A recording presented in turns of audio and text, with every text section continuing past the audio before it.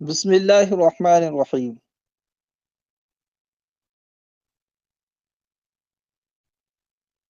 ثم عطف على نکاح الکتابیتی ونکاح المحرمی والمحرمتی والامۃ المسلمتی والکتابیہ۔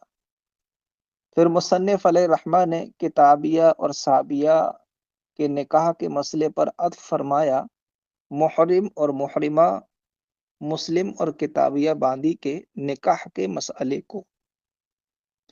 حالت احرام میں بھی نکاح جائز ہے، یعنی اگر مرد اور عورت دونوں حالت احرام میں ہوں تو حالت احرام میں بھی عقد نکاح ہو سکتا ہے، اس میں کوئی حرج نہیں ہے۔ ہاں، حالت احرام میں وطی یا مقدمات وطی یہ حرام ہے، محض نکاح اگر ہو تو وہ جائز ہے، اس میں کوئی حرج نہیں ہے۔ اور جو حدیث میں فرمایا کہ محرم نکاح نہ کرے تو وہ نکاح وطی کے معنی میں ہے کہ وہ وطی نہ کرے، کہ وطی مفسد احرام ہے۔ اسی طرح مسلم باندی جو کنیز ہوتی تھی پہلے، مسلم باندی سے بھی نکاح کرنا جائز ہے، اور کتابیہ باندی سے بھی نکاح کرنا جائز ہے۔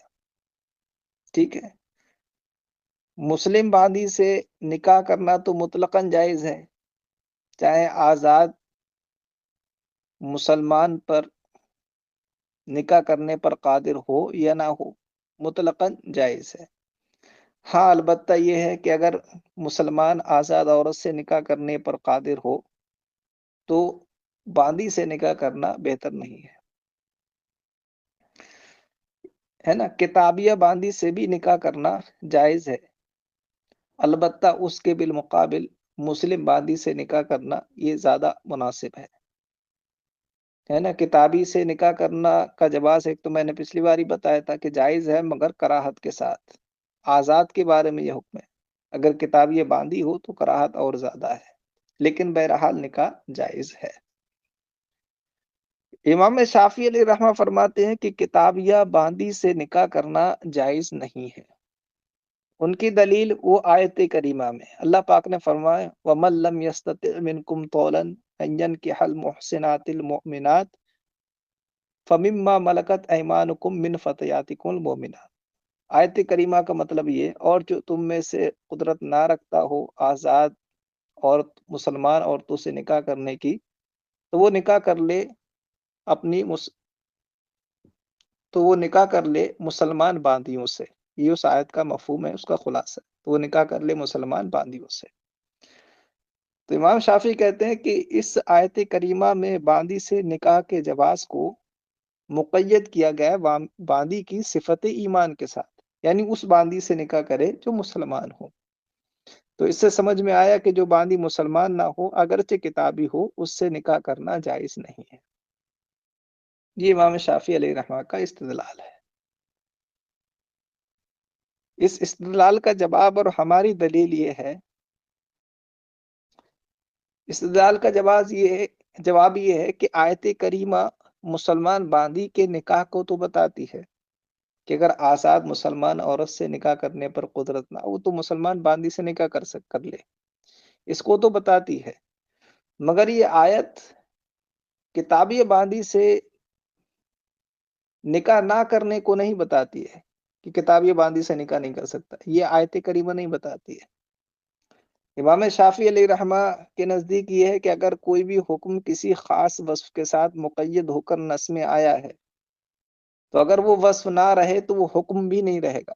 جیسے کہ اسی آیت میں دیکھو، باندی سے نکاح کا جواز اس کی صفت ایمان کے ساتھ آیا ہے کہ مسلمان باندی سے نکاح کر لو، تو کہتے ہیں کہ اگر صفت ایمان نہ ہو تو جواز نکاح کا جو حکم تھا وہ حکم ختم ہو جائے گا۔ اسی کو کہتے ہیں التنسیس علی الشیء باسمہ العلم ینتفی ما سواہ، کہ کسی چیز کے نام کے ساتھ صراحت ہو جائے تو وہ اس کے ما سوا سے حکم کی نفی کر دیتا ہے۔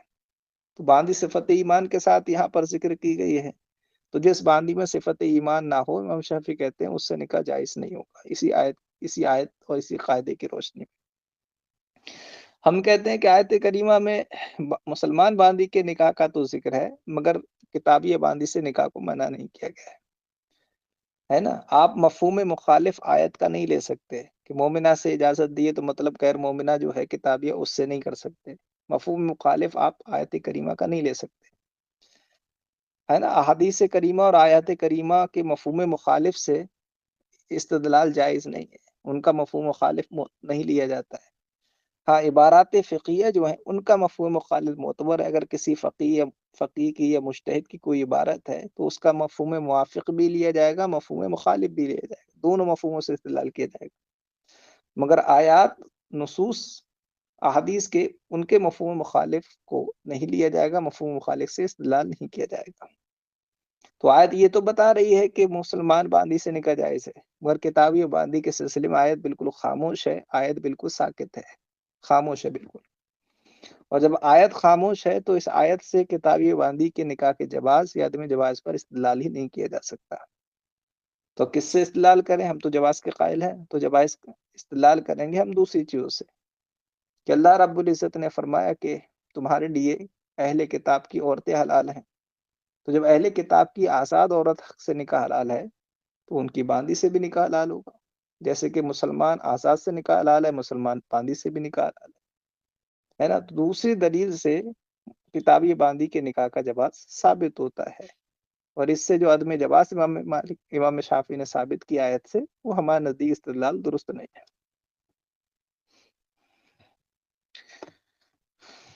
وَنِکاحُ الْمُحْرِمِ وَالْمُحْرِمَةِ، اور صحیح ہے محرم اور محرمہ کا نکاح، والامۃ المسلمۃ والکتابیہ، اور مسلمان اور کتابیہ باندی سے نکاح بھی صحیح ہے. وفی خلاف شافعی، کتابیہ باندی کے سلسلے میں امام شافعی کا اختلاف ہے. بناء علی ان التخصیص بالوصف یوجب نفی الحکم اما اداہ عندہ لا عندنا. امام شافعی کا اس میں اختلاف ہے اس بنیاد پر کہ وصف کے ساتھ تخصیص کر دینا یہ حکم کی نفی کر دیتا ہے اس موصوف کے ما سوا سے، اندہ ان کے نزدیک، لا عندنا ہمارے نزدیک نہیں. فقولو تعالیٰ، تو اللہ تعالیٰ کا فرمان، من فتیاتکم المومنات، وہ جو ہے نا فمما ملکت من فتیاتکم المومنات، کہ اگر آزاد سے نکاح کرنے کی قدرت نہ ہو تو اپنی مسلمان باندیوں سے نکاح کر لو. مطلب جو مسلمانوں کی باندیاں ہیں مسلمان، ان سے نکاح کر لو.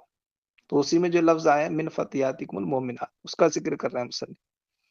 کہتے ہیں فقولو تعالیٰ من فتیاتکم المومنات، تو اللہ تعالیٰ کا جو فرمان ہے من فتیاتکم المومنات ینفی جواز النکاح الکتابیہ عندہ، امام شافعی کے نزدیک کتابیہ کے نکاح کے جواز کی نفی کر دے گا، کیونکہ یہاں باندی کو صفت ایمان سے متصف کیا گیا ہے، کتابیہ کے پاس ایمان ہے نہیں، لہذا اس سے نکاح جائز نہیں ہوگا. تو اللہ تعالیٰ کا فرمان من فتیاتکم المومنات یہ نفی کرے گا کتابیہ کے نکاح کے جواز کی عندہ ان کے نزدیک. ولو مع طول الحرتی، مسلم باندیہ سے کتابیہ باندی سے نکاح جائز ہے. ولو مع طول الحرہ، اگرچہ حرہ پر قدرت رکھنے کے باوجود ہو، یعنی اگرچہ آزاد عورت سے نکاح کرنے پر قدرت ہو پھر بھی مسلم باندی سے کتابی باندی سے نکاح جائز ہے.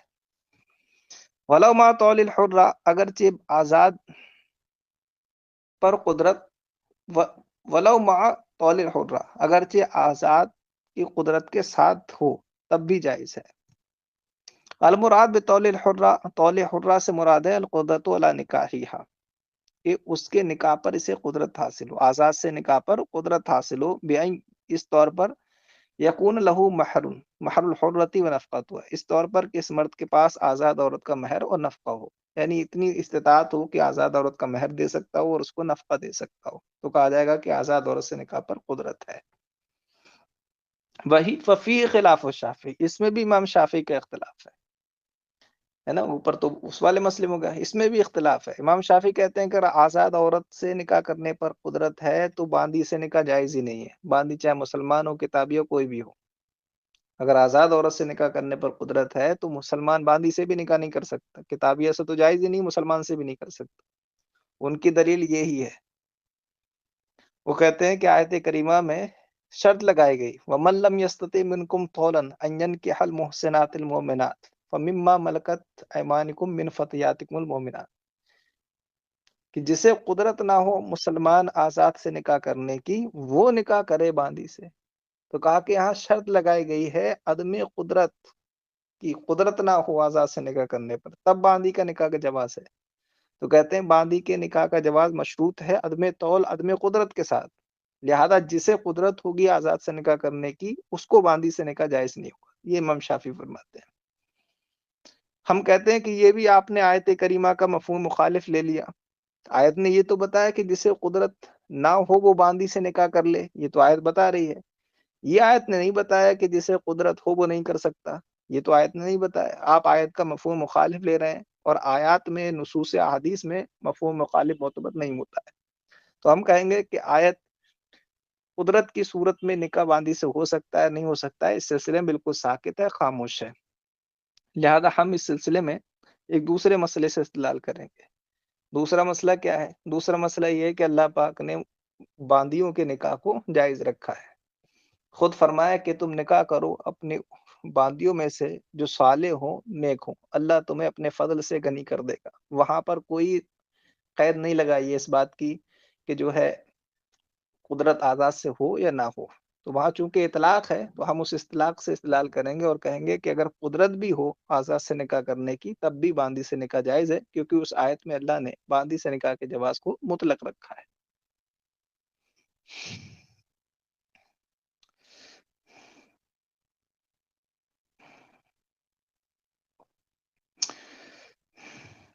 وفی خلاف الشافعی، اور اس مسئلے میں بھی امام شافعی کا اختلاف ہے، بناً اس بنیاد پر علی ان التعلیق بالشرط یوجب العدم عند عدم الشرط، اس بنیاد پر کہ تعلیق بالشرط یعنی حکم کو کسی شرط پر معلق کرنا یہ واجب کرتا ہے عدم کو شرط کے نہ ہونے کے وقت، جیسے یہاں میں نے بتایا نا کہ باندی سے نکاح کرنے کے جواز کو معلق کیا گیا ہے کس شرط کے ساتھ؟ آزاد عورت پر قدرت نہ ہو، اس شرط کے ساتھ۔ تو امام شافعی کہتے ہیں جب حکم کسی شرط پر معلق ہو تو شرط پائی جائے گی تو حکم پایا جائے گا، یعنی اگر قدرت نہ ہوگی تو نکاح باندی سے جائز ہوگا، اور اگر شرط نہ پائی جائے تو حکم نہیں پایا جائے گا، یعنی قدرت کیا تھی؟ شرط کیا تھی؟ عدم قدرت، شرط کیا تھی؟ قدرت نہ ہو۔ تو اگر قدرت ہو گئی شرط ختم ہو گئی، تو کہنا شرط ختم ہوگی تو حکم بھی ختم ہو جائے گا، یہ ان کے یہاں قاعدہ ہے جس کو نور الانوار میں وجوہ فاسدہ کے بیان میں پڑھا جاتا ہے، یہ وجہ استدلال ہے ان کی جو کہ ہمارے نزدیک فاسد ہے۔ بناء علی ان التعلیق بالشرط یوجب العدم عند عدم الشرط، اس بنیاد پر کہ حکم کو کسی شرط پر معلق کرنا یہ حکم کے عدم کو واجب کرتا ہے شرط معدوم ہونے کے وقت۔ فقولوا تعالیٰ، تو اللہ تعالیٰ کا فرمان وَمَن لَّمْ يَسْتَطِعْ مِنْكُمْ طَوْلًا، یہ جو پوری آیت ہے دلّا اس نے دلالت کی اس بات پر کہ لو کان لہو طول الحرتی لم یجوز لہو نکاح الامتی، دلالت کی اس بات پر کہ اگر اس شخص کو حرہ سے نکاح پر قدرت ہو تو اس کے لیے باندی کا نکاح جائز نہیں ہوگا، طول سے مراد بیٹا قدرت ہے، ٹھیک ہے۔ اما عندنا، رہا ہمارے نزدیک فهو ساکت حاضر الحکم، ہمارے نزدیک وہ آیت اس حکم سے ساکت ہے، یعنی اگر قدرت ہو تو باندی سے نکاح جائز ہوگا یا نہیں ہوگا اس بارے میں بالکل ساکت ہے، خاموش ہے۔ رہا ہمارے نزدیک تو آیت کریمہ اس حکم سے بالکل خاموش ہے، فبقی الحکم علی تقدیر طول الحرتی علی الحل حل الاصلی، لہذا حکم آزاد عورت سے آزاد عورت پر قدرت کی تقدیر پر بھی حکم باقی رہے گا حلت اصلیہ پر، جو میں نے بتایا وہاں علت مطلق ہے۔ فبقی الحکم، تو حکم باقی رہے گا علی تقدیر طور الحرہ، حرہ سے قدرت کی تقدیر پر بھی علی الحل الاصلی حلت اصلیہ پر، وقضا فی الامت الکتابیہ، اور اسی طرح حکم باقی رہے گا حلت اصلیہ پر کتابیہ باندی کے سلسلے میں بھی، ٹھیک ہے۔